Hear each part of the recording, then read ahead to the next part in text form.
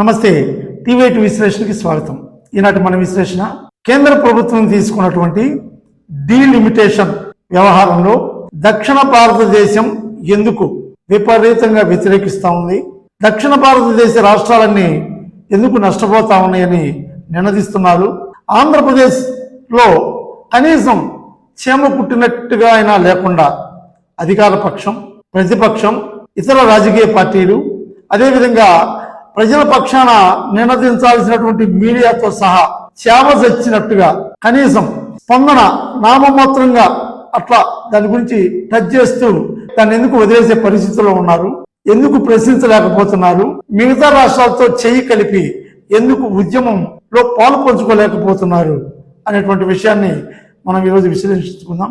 అసలు ఈ డీలిమిటేషన్ అంటే ఏంటి అంటే, రాజ్యాంగంలో ఆర్టికల్ 81, 82 ప్రకారం ప్రతి పార్లమెంటు నియోజకవర్గానికి 25 లక్షల మంది తగ్గకుండా ఉంటే దాన్ని ఒక నియోజకవర్గంగా మనం పరిగణించాలి. అదేవిధంగా ప్రతి 10 సంవత్సరాలకు ఒకసారి జనాభా లెక్కలు తీసుకొని దాని ప్రకారం ఒకవేళ జనాభా పెరిగితే నియోజకవర్గాలు పెంచేటట్టుగాను, జనాభా తగ్గితే పార్లమెంటు నియోజకవర్గాలు తగ్గించే విధంగా ఉన్నటువంటి ఈ రాజ్యాంగ అంశాన్ని మన రాజ్యాంగంలో పొందుపరచడం జరిగింది. అయితే 1971 తర్వాత ఈ డీలిమిటేషన్ ప్రక్రియ జరగలేదు. అప్పట్లో కేంద్ర ప్రభుత్వం తీసుకున్నటువంటి కుటుంబ నియంత్రణ కార్యక్రమాన్ని చాలా నిర్బంధంగా కేంద్ర ప్రభుత్వం అమలు జరుపుతున్నప్పుడు దక్షిణాది రాష్ట్రాలు చాలా స్ట్రిక్ట్ గా దాన్ని అవలంబించి కుటుంబ నియంత్రణ పాటించినటువంటి పరిస్థితి. ఉత్తరాది రాష్ట్రాల్లో అసలు ఈ కుటుంబ నియంత్రణ కేంద్ర ప్రభుత్వం ప్రవేశపెట్టినటువంటి కార్యక్రమాన్ని అమలు పరచినటువంటి పరిస్థితి. అప్పుడు ఈ ప్రజల్లో ఉన్నటువంటి జనాభా లెక్కల్లో ఉన్నటువంటి పరిస్థితుల దృష్ట్యా ఇందిరాగాంధీ 1976లో 42వ రాజ్యాంగ సవరణ ద్వారా ఈ డీలిమిటేషన్ ప్రక్రియని 10 సంవత్సరాలకు ఒకసారి కాదు 25 సంవత్సరాలకు ఒకసారి పెట్టాలి అంటూ ఆమె తీర్మానం చేసి దాన్ని అమల్లోకి తేవడం జరిగింది. అలా ఇందిరాగాంధీ ద్వారా ఈ డీలిమిటేషన్ ప్రోగ్రాం 10 సంవత్సరాల నుంచి 25 సంవత్సరాలకి మార్చడం జరిగింది. మళ్ళీ 2001లో అప్పుడు వాజ్పేయి గవర్నమెంట్ ఉన్నప్పుడు ఈ డీలిమిటేషన్ ప్రక్రియ మళ్ళీ తెర మీదకి రావడం జరిగింది. అప్పుడు ఎన్డీఏ గవర్నమెంట్ లో మన తెలుగుదేశం పార్టీ చాలా కీలకమైనటువంటి పరిస్థితిలో ఉన్నటువంటి పరిస్థితి. తెలుగుదేశం పార్టీ, డిఎంకే రెండు నినదించి కేంద్ర ప్రభుత్వం మీద ఒత్తిడి తెచ్చి అప్పుడున్న పరిస్థితుల్లో కుటుంబ నియంత్రణ మేము పాటించాం, మాకు ఈ విధమైనటువంటి పరిస్థితులు ఉన్నాయి, జనాభా తగ్గారు, ఉత్తరాదిలో అది సరిగా అమలు కాలేదు, కాబట్టి ఈ ప్రక్రియను వాయిదా వేయవలసిందిగా తీవ్రమైన ఒత్తిడి తెచ్చినందువల్ల అప్పుడున్న ఎన్డీఏ గవర్నమెంట్ కి బలము బలహీనతలు రెండు మన దక్షిణాది రాష్ట్రాలు ఇవ్వటం వల్ల అప్పుడు చంద్రబాబు నాయుడు గారి కీలకమైనటువంటి నాయకత్వం కేంద్రంలో పనిచేయడం ద్వారా అప్పుడు డీలిమిటేషన్ ని మళ్ళీ 25 సంవత్సరాలకి పోస్ట్ పోన్ చేయడం జరిగింది. అది రేపు 2026లో డీలిమిటేషన్ ప్రక్రియని అమలు పరచాల్సిన సమయం దగ్గరికి వచ్చింది. ఇప్పుడు కేంద్రం దాన్ని మళ్ళీ తెర మీదకి తీసుకొచ్చినటువంటి పరిస్థితి. ఇప్పుడైతే దక్షిణాది రాష్ట్రాలకి ఏం ప్రాబ్లం వచ్చింది, డీలిమిటేషన్ ద్వారా దక్షిణ భారతదేశం ఏం లాజుపోతుంది, దీని ద్వారా మన బతుకులు ఏమవుతాయి అనేది ఒక చిన్న విశ్లేషణగా మనం తీసుకుంటే, ఇప్పుడు 543 ఉన్నటువంటి మన పార్లమెంట్ సభ్యుల సంఖ్య దాదాపుగా మనకు అందిన సమాచారం ప్రకారం వివిధ విశ్లేషకుల సమాచారాన్ని సేకరించుకున్న దాని ప్రకారం దాదాపుగా 846 సీట్లుగా మనకి వచ్చేటువంటి పరిస్థితి. దీంట్లో మనం చూస్తే డీలిమిటేషన్ ప్రక్రియ ద్వారా శాశ్వతంగా దక్షిణ భారతదేశం ఉత్తర భారతదేశానికి బానిసలుగా మారేటువంటి పరిస్థితులు ఉన్నాయంటూ కొంతమంది విశ్లేషకులకు ఘోషిస్తున్నటువంటి పరిస్థితి. అది ఎలానో చూద్దాం. డీలిమిటేషన్ ద్వారా 543 ఉన్నటువంటి పార్లమెంట్ సభ్యుల సంఖ్య 846 దాకా పెరిగే అవకాశాలు ఉన్నాయి. దీంట్లో ఉత్తరప్రదేశ్, బీహార్ రాష్ట్రాల్లో మాత్రం 222 సీట్లకి పెరిగే అవకాశం ఉంది. అదేవిధంగా ఉత్తరాదిలో ఉన్న మిగతా రాష్ట్రాలన్నింటిలో కలిపితే 461 సీట్లు వచ్చేటువంటి పరిస్థితి ఉంది. ఇక దక్షిణ భారతదేశంలో ఉన్నటువంటి 5 రాష్ట్రాల్లో మొత్తం కలిపి 165 మాత్రం ఉండే పరిస్థితి. చూడండి ఎంత దారుణం. 543 ఉన్నటువంటి పార్లమెంట్ సభ్యుల సంఖ్య 846కి పెరిగితే కేవలం ఉత్తరప్రదేశ్, బీహార్ లోనే 222 సీట్లకు పెరిగే అవకాశం ఉంది. మిగతా ఉత్తరాది రాష్ట్రాల్లో అన్ని కలిపి 461 సీట్లు అయ్యే పరిస్థితి ఉంది. కానీ మన దక్షిణ భారతదేశం మొత్తం కలిపి కేవలం 165 సీట్లు మాత్రమే వచ్చే పరిస్థితి. ఇప్పటికే మన పరిస్థితి అగమ్య గోచరంగా ఉంది. ఏది పోరాడి సాధించలేని పరిస్థితిలో మన దక్షిణ భారతదేశం ఉంది.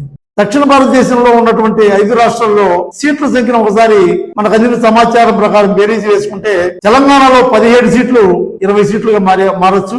అదేవిధంగా ఆంధ్రప్రదేశ్ లో 25 సీట్లు 28గా మారొచ్చు. అదేవిధంగా తమిళనాడులో 39 సీట్లు 41గా మారొచ్చు. అదేవిధంగా కేరళలో అయితే 20 సీట్లు 19కి పడిపోవచ్చు. ఇది ఎందుకు జరిగిందంటే కేంద్ర ప్రభుత్వం ఒకానొక సమయంలో కుటుంబ నియంత్రణ నినాదాన్ని తీసుకుంటే దాన్ని తూచా తప్పకుండా అవలంబించి కేంద్ర ప్రభుత్వ నినాదాన్ని అందిపుచ్చుకొని కుటుంబ నియంత్రణ పాటించడం వల్లే మన జనాభా కంట్రోల్లో ఉండటం తగ్గడం జరిగి మన పరిస్థితి ఈ రోజు ఇలాంటి డీలిమిటేషన్ ప్రక్రియలో అబాజు పాలుగానుంది. ఉత్తరాదిలో కేంద్ర ప్రభుత్వం ఇచ్చినటువంటి నినాదాన్ని పక్కన పెట్టి కుటుంబ నియంత్రణ పాటించకపోవడం వల్ల విపరీతమైన జనాభా పెరిగి డీలిమిటేషన్ ద్వారా వాళ్ళు ఈ రోజు అగ్రభాగంగా ఉండబోతా ఉన్నారు. రాజ్యాంగంలో పార్లమెంట్ సభ్యులు ఎక్కువగా ఎటుంటే వాళ్ళ మాట చెల్లుతుంది, ఎక్కువగా ఎవరుంటే వాళ్ళకు నిధులు ఎక్కువ వెళ్తాయి. మరి మన పరిస్థితి ఏమవుతుంది? దీని గురించి ఆలోచించలేనటువంటి నాయకత్వాలు, ప్రతిపక్షాలు, మీడియా లేకపోవడం ఆంధ్రప్రదేశ్ దురదృష్టం. నిజంగా ఈ డీలిమిటేషన్ గురించి ఆంధ్రప్రదేశ్ ముఖ్యమంత్రి చంద్రబాబు నాయుడు గారు ఇది ప్రక్రియ కాబట్టి నేను ఎప్పుడో చెప్పాను పిల్లల్ని ఎక్కువ మంది అనాలి అని చెప్పి సింపుల్ గా ఒక మాట అనేశారు. ఇక మిగతా నాయకులు ఏం మాట్లాడారో పసలేని మాటలు ప్రజలకి చెవులకు కూడా చేరలేని పరిస్థితి. కానీ తమిళనాడు చూసి మనం బుద్ధి తెచ్చుకోవాలి, నిజంగా బుద్ధి తెచ్చుకోవాలి. కేరళ సీఎం గట్టిగా మాట్లాడాడు, తమిళనాడు సీఎం పోరాటాన్ని ప్రకటించాడు, కర్ణాటక సీఎం కూడా వ్యతిరేకించారు, తెలంగాణ సీఎం కూడా వ్యతిరేకించారు. కానీ ఆంధ్రప్రదేశ్ లో మాత్రం ప్రతిపక్షం అధికార పక్షం 2 పిల్లులాగా ఉన్నాయి. ఒక నామమాత్రంగా మాట్లాడి తమిళనాడులో ఆల్ పార్టీస్ మీటింగ్ ఏర్పాటు చేసి అఖిల పక్షం ద్వారా ఉద్యమాన్ని చేసే పరిస్థితిలో కేంద్ర ప్రభుత్వ నిర్ణయాన్ని ప్రకటించారు. తెలంగాణ సీఎం డైరెక్ట్ గా అపోజ్ చేస్తూ మాట్లాడారు. మరి ఆంధ్రప్రదేశ్కి ఏమైంది? ఆంధ్రప్రదేశ్ లో అన్ని రాజకీయ పార్టీలు వాళ్ళ కక్షా కార్పణ్యాలతో కొట్టుకు చేస్తా ఉన్నాయి, బూతులతో తిట్టుకుంటా ఉన్నారు ఒకళ్ళనొకళ్ళు. మీరు గతంలో తిట్టారు కాబట్టి ఇప్పుడు మిమ్మల్ని కేసులు పెట్టి వేధిస్తామంటూ అధికార పక్షం, రేపు మేము అధికారంలోకి వస్తే మళ్ళీ మిమ్మల్ని చూస్తామని ప్రతిపక్షం. ఈ తిట్ల పంచాయతీలతో ప్రతిపక్షం అధికార పక్షం 2 పిల్లులాగా ఉన్నాయి. ఒక నామమాత్రంగా మాట్లాడి ఇలాంటి తుచ్చమైన వ్యవహారాలతో కొనారిల్లుతుంది ఆంధ్రప్రదేశ్. కనీసం దక్షిణ భారతదేశంలో ఈరోజు నిజంగా మనం అదృష్టం అని చెప్పుకోవాలో దురదృష్టం అని చెప్పుకోవాలో చంద్రబాబు విషయానికి వస్తే దక్షిణ భారతదేశంలోనే కేంద్రాన్ని చక్రం తిప్పగల సమర్థుడు చంద్రబాబు నాయుడు, అందులో డౌటే లేదు. గతంలో నేషనల్ ఫ్రంట్ లైన్లో ఉన్నప్పుడు తెలుగుదేశం పార్టీయే పెద్దన్న పాత్ర పోషించి ఆ రోజున కేంద్రంలో కాంగ్రెస్ ని వ్యతిరేకించిన పరిస్థితి. అదేవిధంగా ఎన్డీఏలో కూడా చంద్రబాబు కీలకమైనటువంటి పరిస్థితుల్లో మరి ఆ రోజు దేవగౌడ్ గారిని ప్రధానమంత్రి చేయడం జరిగింది, అవకాశం తనకు వచ్చిన. అదేవిధంగా గతంలో మోడీ గారి మీద వ్యతిరేకంగా నినదించినప్పుడు కూడా దేశంలో చాలా రాష్ట్రాలని కూడగట్టి కాంగ్రెస్ కు మద్దతుగా పయనించేట్టు చేసినటువంటి పరిస్థితి. ఈ రోజున చరిత్రలో చంద్రబాబు గొప్ప చిహ్నంగా నిలిచిపోయే అవకాశం వచ్చింది దక్షిణ భారతదేశ చరిత్రలోనే. ఈ డిలిమిటేషన్ మీద ఆయన గట్టిగా మాట్లాడి దక్షిణ భారతదేశంలో బీజేపీకి స్థానం లేదు, కేవలం ఎన్డీఏ కూటమిలో భాగంగా ఆంధ్రప్రదేశ్ లో ఒక చిన్న పాత్ర తప్పితే దీనికి వ్యతిరేకంగా కక్ష కట్టినట్టుగానే ఈ డీలిమిటేషన్ ప్రక్రియలో దక్షిణ భారతదేశం లాజుపోతా ఉంటే కనీసం మాట్లాడే పరిస్థితి మన నాయకత్వం లేదంటే నిజంగా మనం సిగ్గు తెచ్చుకోవాలి. చంద్రబాబు నాయుడు గట్టిగా దీని మీద అఖిలపక్ష సమావేశం ఏర్పాటు చేసి పెద్దన్న పాత్ర పోషిస్తూ పాజిటివ్ నేచర్ లోనే దక్షిణ భారతదేశంలో బీజేపీ శాశ్వతంగా వ్యతిరేకంగా కనపడే అవకాశాలు ఉన్నాయంటూ మరి మోడీ దృష్టికి తీసుకెళ్లి చక్కని ఒక నిర్ణయాన్ని, అంటే ఆపేయమని చెప్పొద్దు. గతంలో చంద్రబాబు నాయుడు డిఎంకే వల్లే కదా 25 సంవత్సరాలు వాజ్పేయి గారు పొడిగించారు.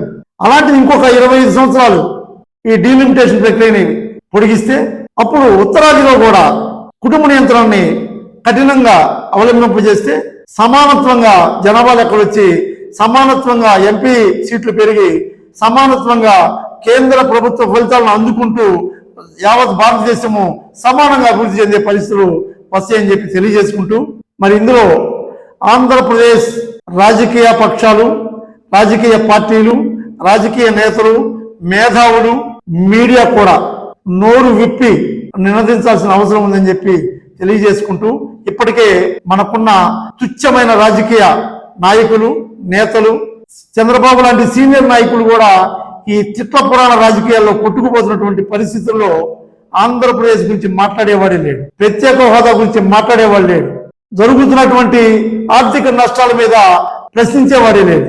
దయచేసి ఒకసారి పునరాలోచన చేసి చంద్రబాబు నాయుడు గారు లాంటి గొప్ప నాయకుడు దక్షిణ భారతదేశం తరఫున స్టాలిన్ గారు తీసుకొని ఈరోజు అందరితో అభినందించబడతా ఉన్నాడు. రేపు ఫలితం ఏదన్నా కానీ కనీసం ప్రశ్నించిన వాడు కన్నా చరిత్రలో ఉండిపోవాలంటే చంద్రబాబు నాయుడు గారు ఎటు కూటమిలో ఉన్నారు కాబట్టి ప్రభుత్వం వ్యతిరేక దశ తీసేయండి. పాజిటివ్ నేచర్లోనైనా మన యొక్క జరగబోయే నష్టాన్ని, దక్షిణ భారతదేశం బానిసలుగా మారబోయేటువంటి పరిస్థితులని ఒకసారి మోడీ గారి దృష్టికి తీసుకెళ్లి ప్రజల దృష్టిలో పనిచేసాడన్నా కనీసం అనిపించుకుంటే బాగుంటుందని చెప్పి తెలియజేస్తూ, మరి దీని మీద కేంద్రం కూడా గట్టి నిర్ణయం తీసుకునే దశలో ఆలోచించాలని, ఇలాంటి పోరాటాలు చేయకపోతే చంద్రబాబు నాయుడు గారు, అదేవిధంగా జగన్మోహన్ రెడ్డి గారు, ఆంధ్రప్రదేశ్ మీడియా మేధావులు కూడా చరిత్రలో మాయని మచ్చగా, దక్షిణ భారతదేశ చరిత్రలో మచ్చలుగా మిగిలిపోతారని చెప్పి తెలియజేసుకుంటూ, ఈ వీడియో మీకు నచ్చితే లైక్ చేయండి,